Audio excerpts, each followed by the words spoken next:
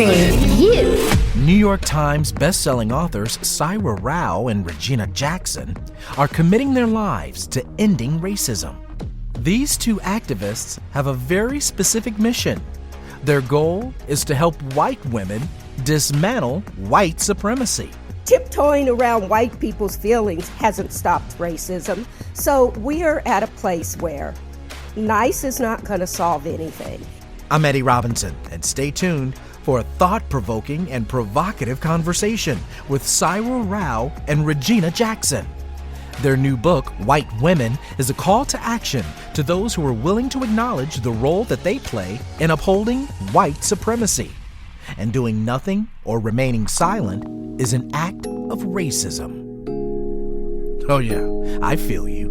We hear you. I see you.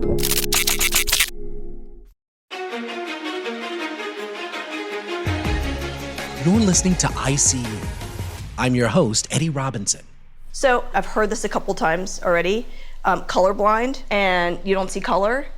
And I'm just going to drop the bomb here. That's white supremacy. Color blindness is white supremacy.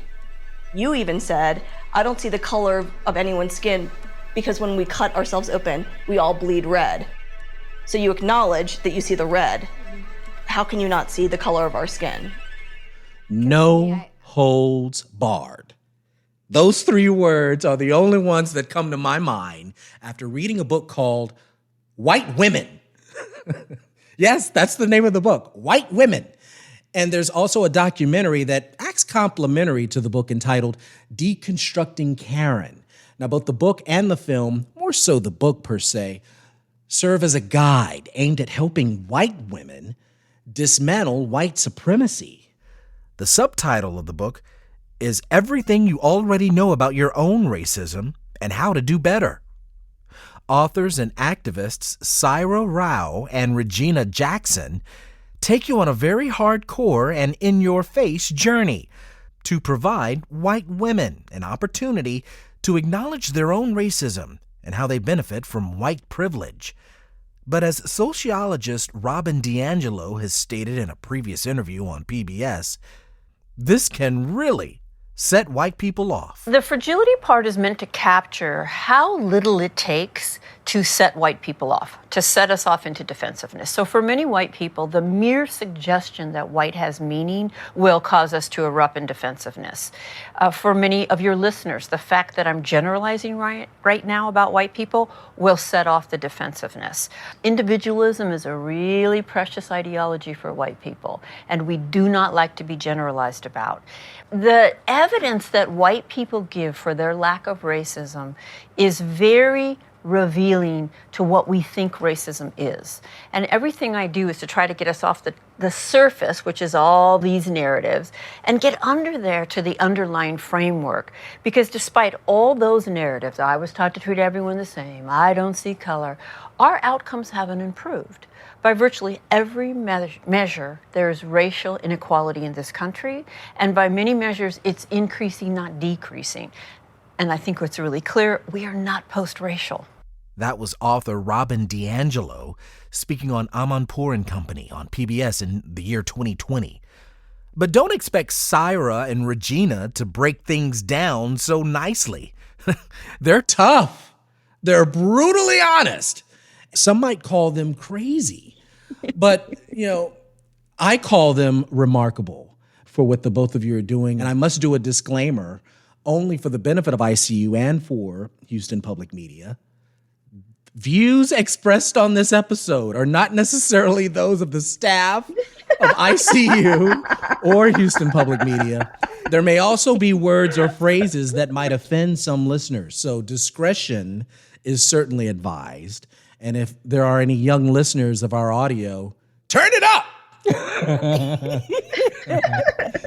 At any rate, ICU is fortunate to have Saira Rao and Regina Jackson. Thank you both for being a guest on ICU. Thank you for having us. Okay, when I went and watched the film, it was all centered around this dinner aspect. So explain to ICU what Race to Dinner is and how did the two of you come to meet? What's going on there? Go. Okay, Saira ran for office in 2018 against a long-term, those people get in Congress and they think it's a lifetime job, long-term Democrat, liberal white woman. Saira ran, and her whole platform was anti-racism. Hundreds of women are running for the House of Representatives nationwide in primary races leading up to this year's midterm elections. Saira Rao is one of those women. She's running as a Democrat, ready to challenge the Democratic Party as well. So, Rao, who is every time Saira would give a speech, white women wanted to talk to her. They would line up around the corner, and what they wanted to say is, "Not me. I'm not racist." So we had a mutual friend, an Indian woman lawyer, who was working out at the airport trying to get Muslims back in the country after Trump said, no Muslims can enter the country. Secondly, I'm establishing new vetting measures to keep radical Islamic terrorists out of the United States of America. We don't want them here. This congresswoman had a town hall meeting at the police station, mind you, and this young Indian woman went, and she said, what are you doing about these people's civil rights? And she was told that civil rights was not one of this congresswoman's issues, okay? Hear that. Civil rights was not one of her issues. So she went on to press it, and they threatened to throw her out of the meeting. When I heard that, I was done. I went to work on Saira's campaign. I thought, I like this Saira Rao. She just says it. Yeah. She just puts it out there. She doesn't care what anybody thinks. And we became fast friends. And I had a friend, white woman in our community. We only live less than a mile apart. Okay. Who says to me, I'm done with Saira. She hates white people. But if you can get her to go to lunch with me, I would love that. So Cyrus goes, I'm not doing that anymore, Regina. She says, I'm entertaining these white women because I'm courting votes. She said, I'm paying for everything. I'm paying for a babysitter, and they're not going to vote for me anyway. She said, but if your friend wants to have a dinner and invite her white lady friends and you do it with me, she said, I'll do that. Take it from there, Cyrus. And you know what the straw that broke that Karen's back is that I said Beto O'Rourke was a white savior. And if I lived in Texas, I would vote for him. And I just donated to his campaign, and you should too, because multiple things can and are true. And so that's what sent her over the edge, And so, yes, we had this dinner, the first dinner, and it was full White Woman, the Broadway musical.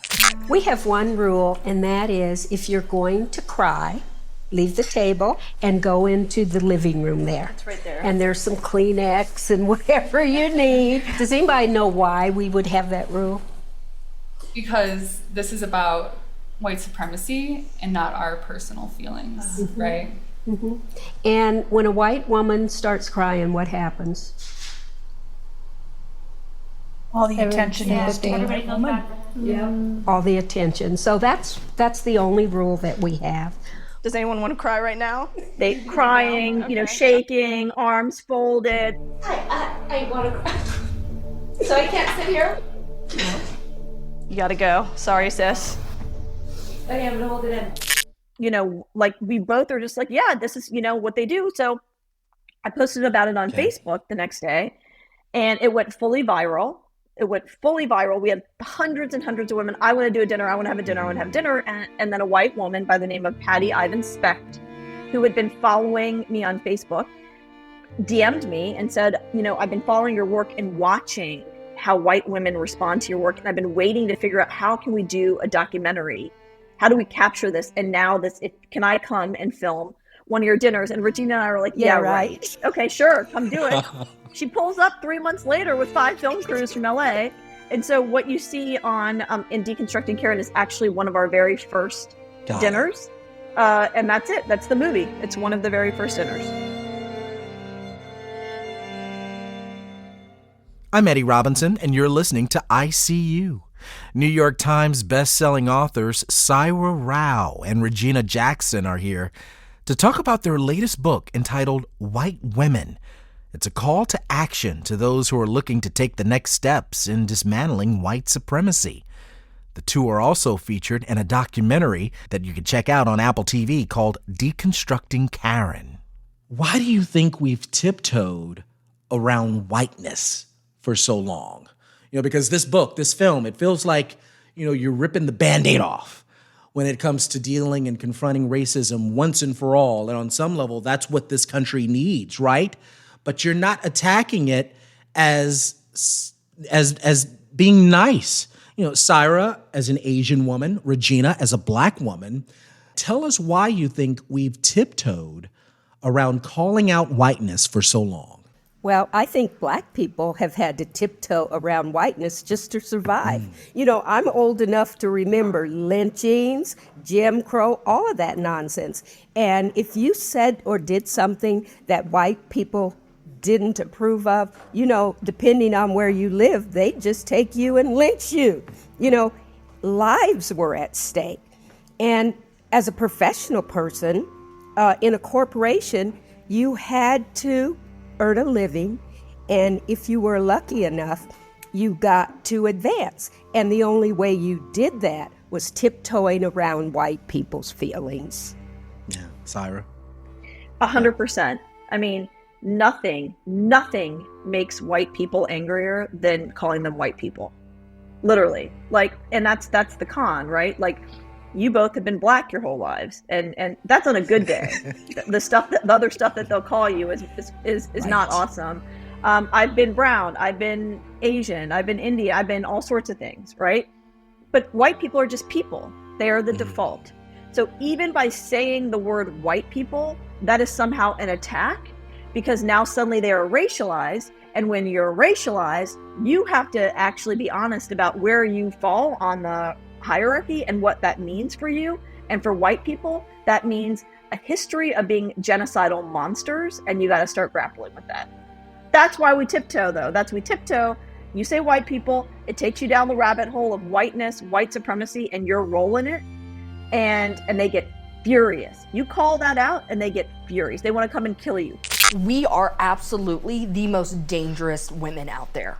We are the most dangerous women that exist because we want to think that we are better, that we are good, and that we're doing is about love, and that we're gonna solve all the world's issues because we're gonna love a little more, because we're good freaking people. No. We are erasing their experiences, we are erasing their lives, we are erasing the danger that they're in because we're trying to color it, make it freaking pretty. By calling it love. And I'm sorry, but that is dangerous. But I don't think that's what I'm doing at all. But you have done it repeatedly. Coming up, is calling someone a Karen a slur? Some have associated Karen with the N-word. But how does the history of these terms affect the meaning and the power behind them?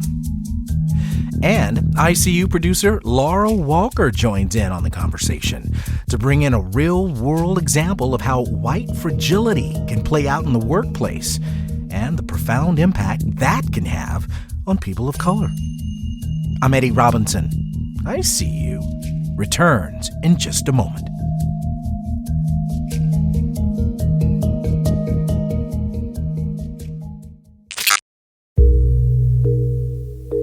Be sure to subscribe to our podcast, ICU with Eddie Robinson.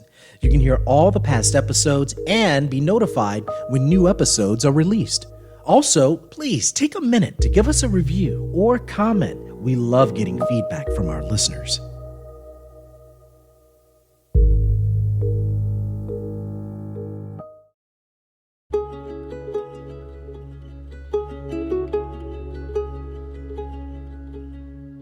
You're listening to ICU. I'm Eddie Robinson. We're speaking with authors and activists Regina Jackson and Saira Rao about the role that white women play in upholding white supremacy. And that may sound a little academic, but consider this notorious example from 1955. A white woman accused Emmett Till of whistling at her in Mississippi. Emmett was then kidnapped, brutally tortured, and then shot in the head. The perpetrators tied a large metal fan to his neck with barbed wire and threw his body into the Tallahatchie River. The lynching of Emmett Till galvanized the civil rights movement in the 1950s, and it sounds like ancient history, but Carolyn Bryant Dunham, the woman whose words directly led to Emmett's murder, passed away just this year, 2023. This is recent history. Still today, white women are believed and safeguarded, even if that comes at the expense of black lives. I say all of this because you hear the terms Karen and Becky. Social media is dubbing them Karens. That's Karen, and she's calling the cops. And the phenomenon even has a Wikipedia page. A woman perceived to be entitled or demanding beyond the scope of what is considered appropriate or necessary. And while some have called these terms pejorative, the history doesn't quite exist to equate these terms to something similar to the N-word. So, Saira, Regina, what is a Karen? What does it mean if you're called that, or a Becky? Karens and Beckys are all white women. All white women are Karens and Beckys. What does that mean? All white women possess white power. The way that white women use and misuse and weaponize their white power is the kind of Karen or Becky you are. So are you the kind of Karen or Becky who calls the cops on black men who are bird watching in Central Park? Are you the kind of Karen or Becky who calls the cops on black children for selling lemonade? Are you the kind of Karen who calls the manager when you see a brown woman in a hijab walking around Target with a backpack? Or more likely, you're the kind of Karen, and Regina and I are intimately familiar with this kind of Karen, who gets angry when you're called out for your bad behavior, and instead of dealing with it, you weaponize it and you freak all the way out and you try to burn everything down. So you see this kind of Karen behaviors. Common Karens in this place are workplace Karens. You know, a black or a brown woman, like, I don't like the way you did that. I don't like that you did this or did that. Instead of dealing with it on an interpersonal level, what does she do? She is angry because you've somehow, pulled the rug out from her white power, and she will go behind your back. She will get you demoted. She will get you fired. She will ghost you. She will make sure that she ruins your life. And that's why all Karens and Beckys, unless you're conscious about how you are using your power, you're going to be misusing it, and you're going to be causing all kinds of violence all over the place. It's interesting that you've brought up that example of a Karen in the workplace. That's why we wanted to bring into the chat our ICU producer, Laura Walker. Saira, Regina, your book, White Women. Laura, you're a black woman. You're a professional in every sense of the word. But while we were preparing for this interview, you shared with me a personal story of yours.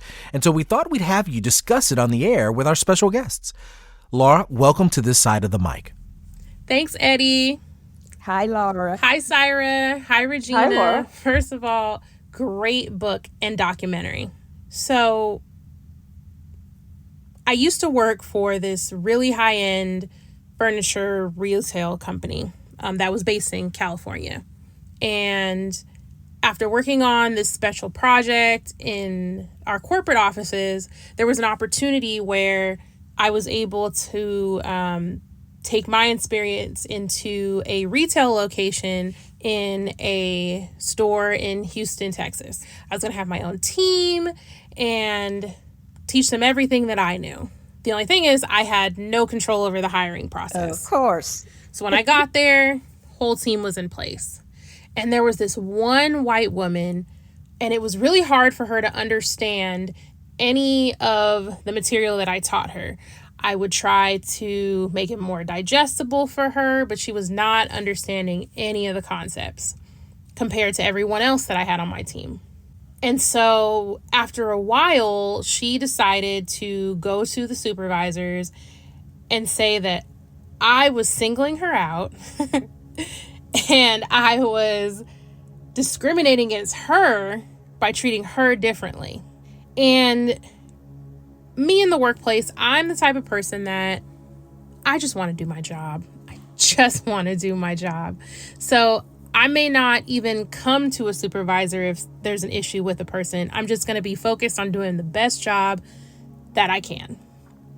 So after this conversation that she had with supervisors, they actually had me create an action plan to where I would keep track of what she was doing and keep track of what everyone else on the team was doing, and we would kind of compare where her progress was.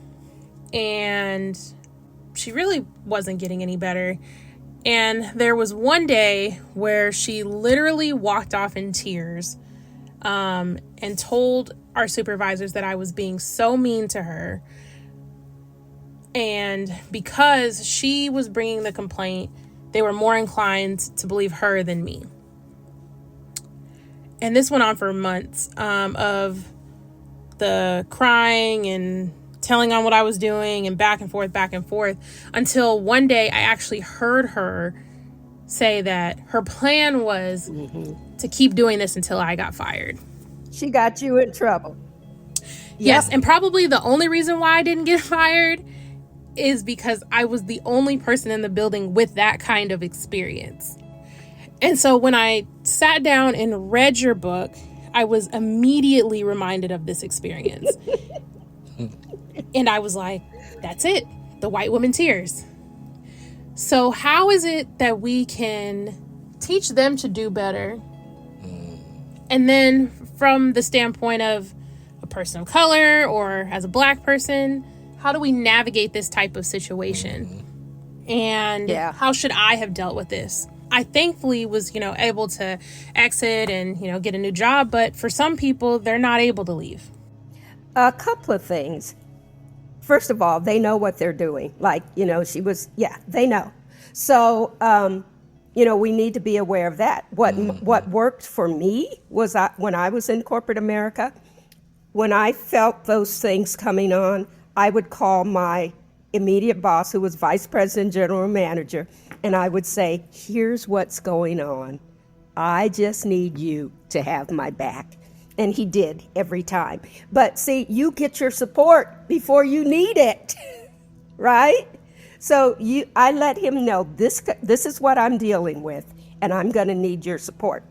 And white women, they have to make a choice, just like everybody else. They have to make a choice to be part of the problem or be part of the solution. And I tell people, I don't need anybody's ally.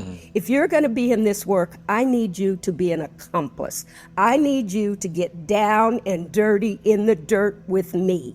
So the ones who want to are doing it. The ones who don't are resisting. And I think it's always going to be that way. It's a choice. It's a personal choice about who do you want to be as a human being. Yeah, and I want to add to that, Laura. First of all, I'm sorry that happened to you, because I don't think that any of us here are affirmed ever. Regina talks about that a lot. We're not seen, we're not believed. So I see you and I believe you, and I'm sorry that happened to you, first of all. Second of all, I've come to realize, I feel like I'm aging in dog years in this work, that it's worse than I originally thought. It's not that they hate Eddie, Saira, and Regina, and people who look like us. They hate themselves. So it is how do we get them to do better? They don't recognize our humanity, which is what this is. We have been dehumanized, right? To the point where we are not humans, and so it doesn't matter if police kill people who are not humans. It doesn't matter if we throw people into concentration camps because they're not human. They have dehumanized themselves. They do not see their own humanity. They're not in touch with their own humanity. That's why they don't have real relationships with themselves and with each other. That's why white women are constantly talking shit about each other, stabbing each other in the back. And so that's what they do. That is they do that because that's all they know how to do. That is that is learned behavior. So until and unless white women learn how to love themselves and learn how to love each other, truly, it's going to be more violence and death and destruction for everybody else, because they hold the power. If we had the power to end this, it would have ended by now. We do not hold the power. So further to reverse discrimination or reverse racism, Black and brown people cannot be reverse racist against white people because we don't have the power to do it. We don't have the power to do it. It's literally a physical impossibility. And so my thing is, I don't know how you can get someone to learn how to love themselves and how to get someone to learn how to feel like in touch with themselves. And that's the $1 billion question. And instead, it's a $1 billion industry of self-help. What they're all learning how to do is how to get in better shape, and how to lose the next. Someone said famously, like, if white women even tried 1/10 as hard on ending racism as they did to lose the final 5 pounds, we wouldn't this be here. would have ended decades, centuries ago. Yeah. You know, there are some things that I do as a Black woman. Number one is I affirm myself and I affirm other Black women. So I have to tell you, I have a daughter who's 47, and when I'm out about in the community, Saira can tell you, and I see Black people, I acknowledge them. Hello, King. Hello, Queen. They get these huge smiles on their faces, and it makes me happy. My daughter goes, Mom, stop it. It's weird. I'm not It's stopping not it. weird. I'm not stopping it. If you don't like it, step away. Because I don't believe that we get affirmed and acknowledged and seen. So I take it upon myself to do that to my people. I can confirm that Regina absolutely does that. And in places like New York City and Toronto, she's saying hi, Queen, King, every 10 seconds. It's amazing. People are like, whatever. And we were at a hotel in Toronto checking in, and she says, hey, King, to this guy. And I was like, and he was so excited. And I said, Regina, I think he's Indian and not Black. And she goes, he can be a king too. And he was super excited about it. I've actually had someone do that to me before. And it felt so good the rest of that day. It does feel good. I've never had that happen. And if I can ask just one more question. One of the profound parts of the documentary happens at the end of the race to dinner. There's a conversation between Michelle and Marnie. And in this conversation, everyone kind of comes to the realization that Marnie, who is a self-proclaimed Trump supporter. Is able to see, you know what? I am a racist, and here's why, and here's what I can do to be better. Whereas Michelle, you know, a proclaimed liberal woman, and the solution to everything is love, and, you know, why are we being so negative by talking about, you know, race in the way that you both do during the dinner? She can't really change by the end of the dinner or see why there is a need to change. Why is it that someone that follows a party that has very, very, you know, provocative and at times problematic views able to see maybe there's a reason why I need to change, but a self-proclaimed white woman, liberal woman, doesn't feel the need to change? Why is that? Well, you know, liberal white women, and one of the women at the table said it, they think they're good. They think they're giving to the community. They believe that, you know, they're not racist. So their internal picture of themselves is totally different from how we see them. And, you know, when you don't make space internally to change and to learn and to grow, you don't do that. Yeah, I think that's exactly right. It's if you inherently think that you're part of the solution and not part of the problem, you become you get enraged when it's pointed out that I'm part of the problem. You know, Asians in this country have played a very specific role in keeping Black people down, keeping ourselves down, and propping up white supremacy. Look no further than the affirmative action case. Yeah. You know, literally they've handpicked Asians to bring forth that case, and now affirmative action is gone to the detriment of Asians as well. Since the Supreme Court struck down affirmative action in college admissions, questions remain over how this will affect students moving forward and who will be most impacted. The court sided with plaintiffs who argued race-conscious admissions discriminate against Asian Americans. But how do Asian American students? You know, like, that's how we've been used. And I'll tell you what, like, that's back to aging in dog years. This book now has been out 8 months, and 100,000 books are in circulation. I mean, this is a gigantic book, right? Lots and lots and lots of white people and non-white people are reading it as well. But plenty of white women who have read the book who have sat with the book, have reread the book, have done work with us, still act like nightmares. Still, even after all of it, and in some cases act like the biggest, most gigantic nightmares you've ever met in your life, because there's always a breaking point with white women. Always. If quote, pushed too far, they will always revert back to being the violent person they were taught to be from the beginning. Because in the end, they can always go back to just their comfort zone, and they can always find white solidarity. Always. Even in the most woke, quote, woke white space, they will always find solidarity.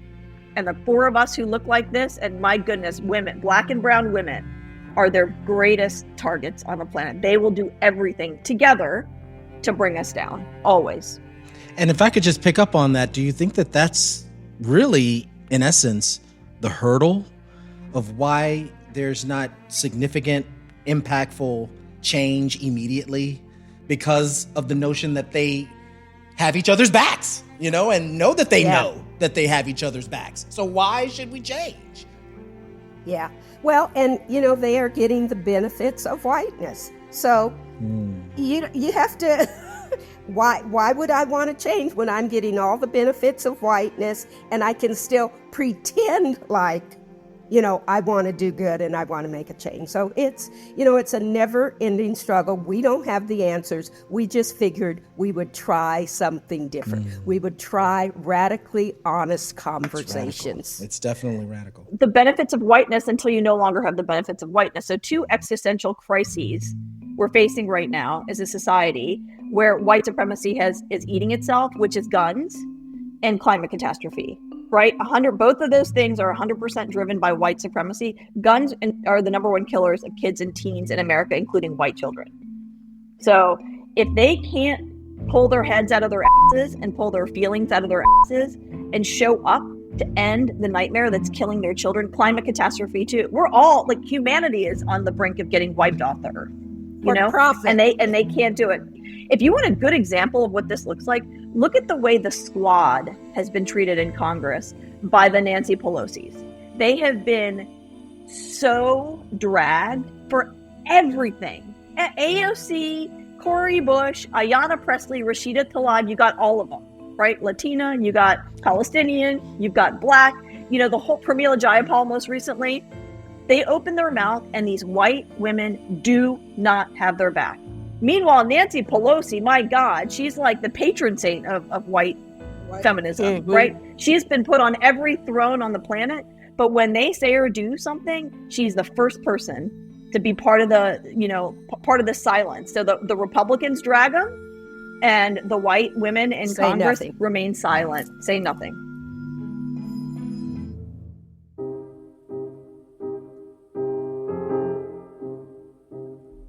Coming up, we wrap up our unguarded chat with Regina Jackson and Saira Rao. Is it possible to be blind to race, especially if race is just a social construct? Wasn't the dream of Martin Luther King about peace, love, and unity? When we come back, we'll discuss why it's so important to confront race head on. And why this focus on white women to begin with? Be sure to follow us on social media. We're at ICU Show on Facebook, Instagram, and X. You can find photos and videos of our interviews and more. Follow us and join in on the conversation. I'm Eddie Robinson. You're listening to ICU. Our final segment comes your way right after this.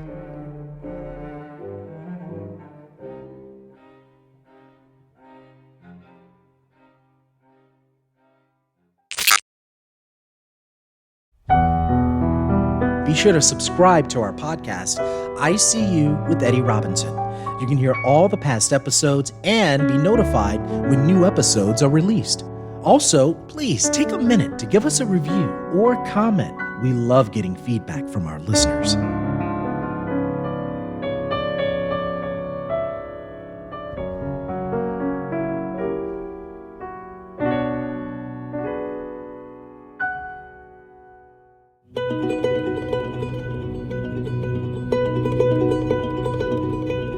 This is ICU, I'm your host, Eddie Robinson. We've been chatting unguarded with Saira Rao and Regina Jackson. Their latest book, published by Penguin, entitled White Women, Everything You Already Know About Your Own Racism and How to Do Better, serves as a no-holds-barred guide to examining racism. From weaponizing tears to gaslighting, this book also helps realize the part white women can play in dismantling white supremacy. Regina and Saira, I want to ask about something that we hear from some white people when they find themselves confronted with race and this topic. It's that classic response, I don't see color. I don't see race. Because to me, my husband's Hispanic. I've dated every race. It doesn't, to me, I see inside. I see your love, your morals, your values. I see what we have in common. Like my husband, we enjoy doing things together, like the different things I don't see. Maybe like your experience in the world is different than theirs. Yeah. How is that type of statement harmful to BIPOC communities? Yeah, I mean, that's color blindness. That's colorblind racism. So if you don't see color, you don't see the reality of race. And if you don't see the reality of race, you're actively upholding white supremacy and racism and xenophobia. It's as simple as that. I mean, so I don't see your color. So then therefore, when I call the cops on you, I don't know what the history of cops is. We're calling cops on black and brown people. If I don't see color, my burning it down because you offended me couldn't be racism because I don't see color. How can it be racism if I don't see color? It completely absolves white people of all guilt. And what do? They weaponize MLK's words. This is what they do. They take words that black and brown people say, beloved black and brown people say, and then they weaponize it. You think Martin Luther King was advocating for colorblind racism? Give me a break. Of course not. But they took his words and they weaponized it. What we never hear about? Letter from the Birmingham jail. How about that? Why don't we ever hear about MLK's words about that? When you are forever fighting a degrading and degenerating sense of nobodiness, then you will understand why we find it difficult to wait. There comes a time when the cup of endurance runs over, and men are no longer willing to be plunged into the abyss of despair. I hope, sirs, you can understand our legitimate and unavoidable impatience. They pick and choose, and even in Deconstructing Caring, you see it, the white lady goes, I don't see color because when we cut ourselves open, we all bleed red. I'm like, but you see the color red? But you don't see black and brown? Give me a break. This is all nonsense. This is why the book is titled Everything You Already Know About Your Own Racism and How to Do Better. It is actually calling out the inherent gaslighting of white womanhood. We know you know. You wrote the script. The great you wrote pretense. The script. That's what I call it, the great pretense. And I've had discussions on, when you acknowledge something, right, you're required to make a choice. You are required to say, okay, I need to change this or I'm going to leave it the way it is. Well, that's why they don't acknowledge it, because it's easier to pretend like you don't know something than to acknowledge how wrong it is and have to do something. So it's the great pretense. We know, you know, we know that you know. That's right. The energy present in these dinners, the best way I can put it to describe what's going on, y'all aren't nice. No. The best word to describe the energy is intense. And let me just add to that. The one thing you cannot do at our dinner table is cry. We're not tolerating white women tears because we know what that's about. Being nice hasn't stopped racism in, 450 years. Tiptoeing around white people's feelings hasn't stopped racism. So we are at a place where nice is not going to solve anything. And we separate being nice from being kind because white women niceness is killing us all. When you don't speak up, and that's part of their niceness, you don't correct anybody because it's not proper. When you don't speak up, when you see other human beings being harmed, you are giving your tacit approval to that behavior. So, no, we're not nice to you. We don't tolerate crying, and your feelings, it's called emotional intelligence, get some. Yeah, and that is also one of the great cons. There are lots of cons in white supremacy culture, and one of the greatest is if you are direct, like we are. If you speak like this, the way I'm speaking right now, the way Regina speaks, it's not only that we're not nice, we're mean, we're angry, we are, wait for it, abusers. This is my personal favorite. We are abusers of white women. So let's get this straight. White people have, this is the history of the country, frankly the world, genocide of indigenous people that happened here. Then the genocide and enslavement of African people, that too happened here. Then it's a rinse and repeat cycle. There's Chinese Exclusion Act, that's a real thing. Japanese internment at concentration camps, that's a real thing. Operation Wetback, also real. Muslim ban, real. That's abuse. That is all, genocide and enslavement is abuse. Concentration camps are abuse. But calling it out like this, they call it abuse. And so that it's all mental manipulation, and it works. That's why we are where we are right now. Be nicer, say it nicer. Like Regina just said, really, has that worked? Because being nicer, everyone being nicer now has given us a whole steaming pile of Nazism in this country. That's what niceness has gotten us. What can you, either of you, remember or recall? Because you've done quite a few race to dinners, I would have imagined. What is the most disturbing thing a white woman has said at one of the race to dinners, if you can recall? The most disturbing thing. A woman said at that dinner that my former friend had, she said that she lived in the South and her Jewish family, her mother worked on civil rights, and she says, you don't know what it's like to be called an N-word. I'm like, oh, really? Oh, really? I don't know what. That's pretty insane. She said, you don't know what it's like to be called an N-word lover. That's what she said to Regina. And Regina is just sitting there, like, just flabbergasted. And Regina said, you will recall that I'm a black person.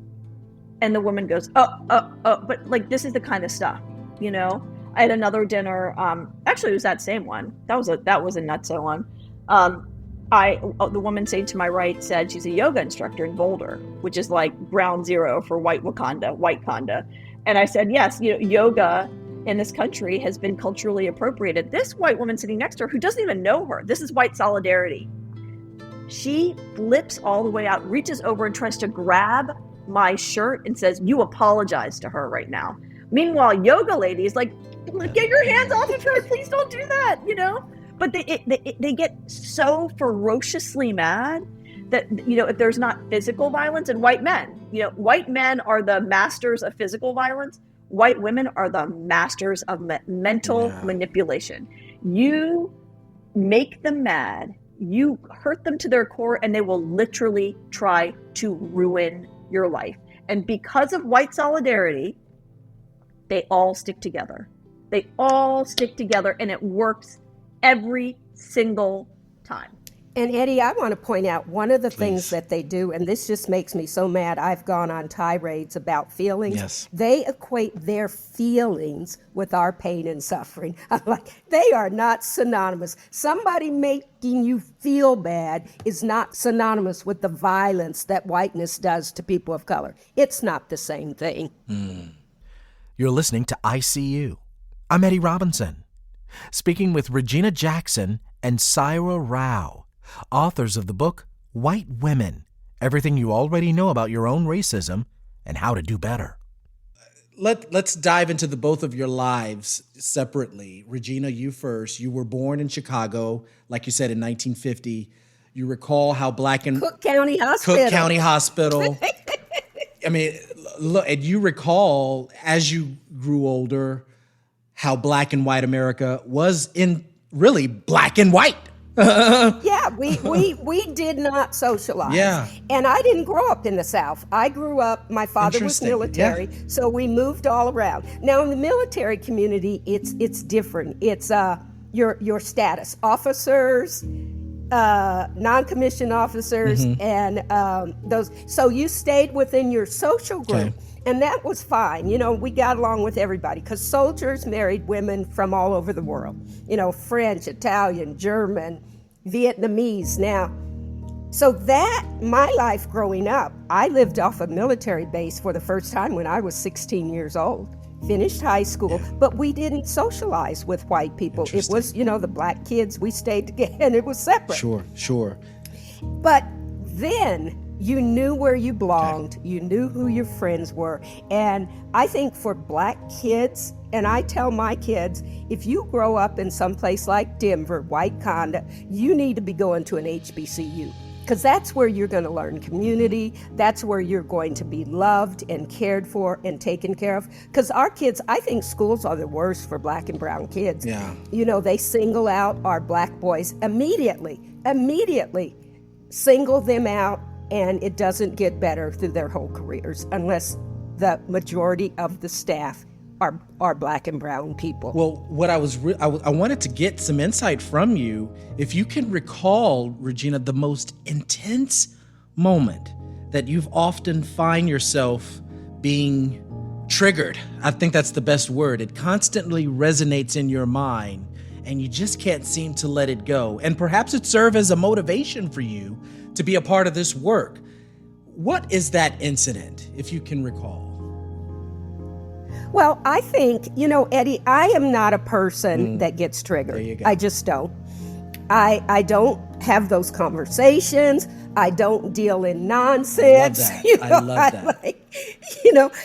Had a call the other day about something Saira said. I said, well, let's get Saira on the phone. You know, let's go. I'm not talking to you about somebody else. The three of us can have. So I don't do that. I don't get triggered.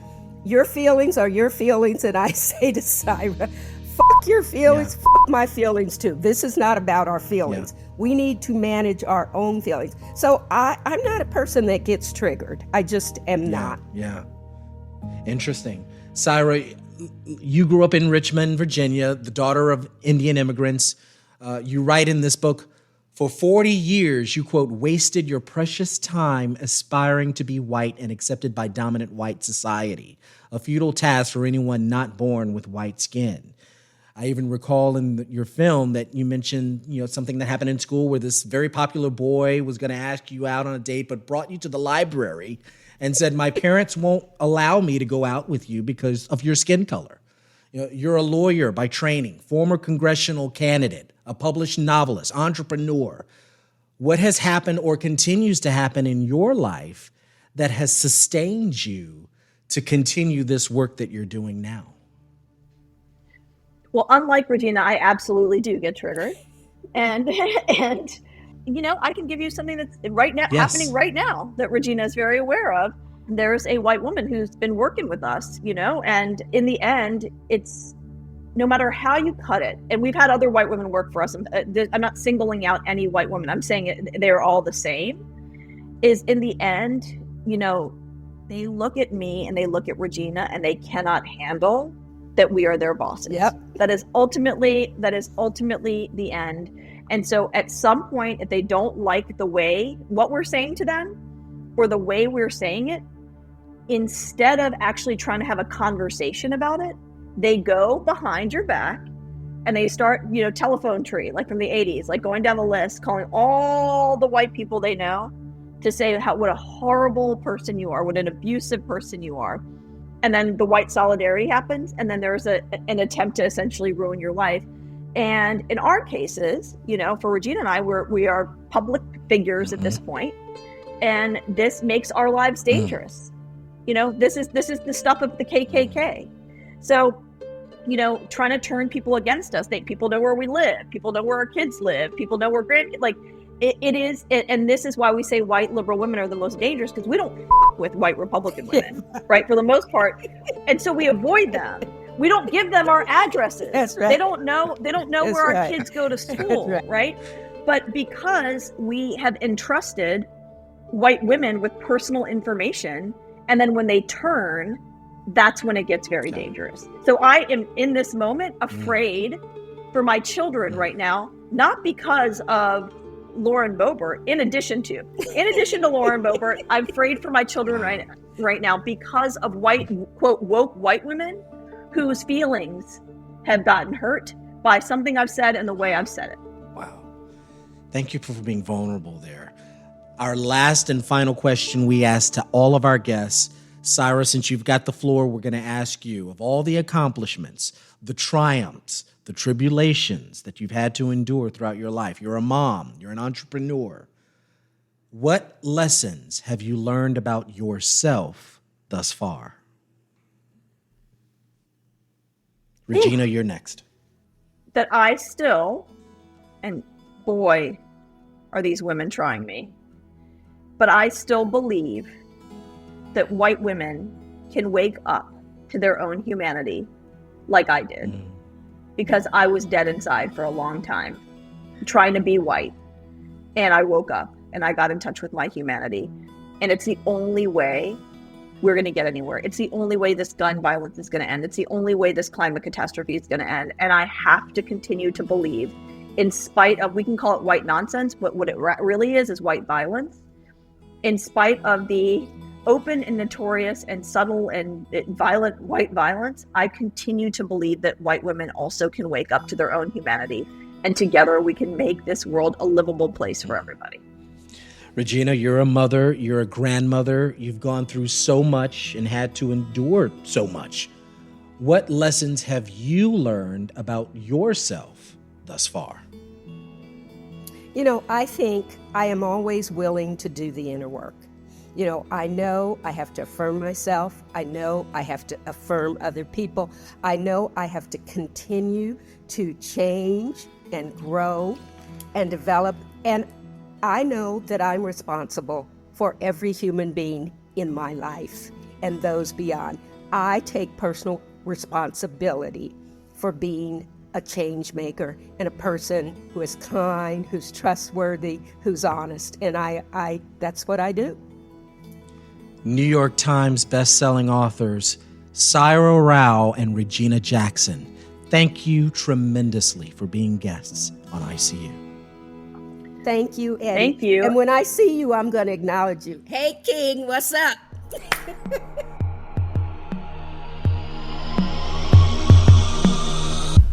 Our team includes Technical Director Todd Holzlander, Producer Laura Walker, Editors Mincho Jacob and John Mitchell Good. ICU is a production of Houston Public Media. Follow us on Instagram and subscribe to our podcast wherever you listen to or download your favorite shows. I'm your host and executive producer, Eddie Robinson. And I feel you. We hear you. I see you. Thanks so much for listening. Until next time.